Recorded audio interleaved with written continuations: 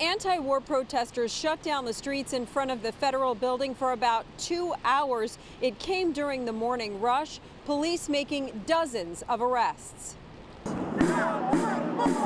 One after another, police handcuffed demonstrators blocking rush hour traffic at the intersection of Dearborn and Jackson in the Loop. Sean Reynolds was one of the more than 30 demonstrators arrested peacefully. I don't want to be complicit in a genocide. That's all I can say.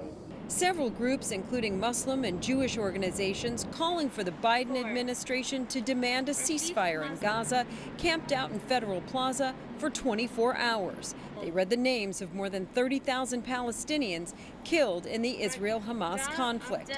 Then, as the vigil concluded, just after 7 a.m., they moved to block the streets. 30,000 deaths is not something that you can ignore, and we've caused it. The group's message meant to coincide with the president's State of the Union address last night, where the president pledged more humanitarian aid to the Gaza coast. He also called on Israel to do more to alleviate the suffering of Palestinians, even as its forces try to eliminate the Hamas militant group. For the leadership of Israel, I say this: humanitarian assistance cannot be a secondary consideration or a bargaining chip. Protecting and saving innocent lives has to be a priority.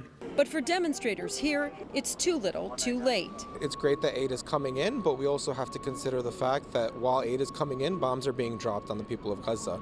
Meanwhile, Chicago area leaders from the Jewish United Fund maintain this is not the time for a ceasefire when Hamas is still holding Israeli hostages. Hamas, with the ability and desire to commit additional terror attacks to Israel, is not the time to unilaterally disarm Israel's military.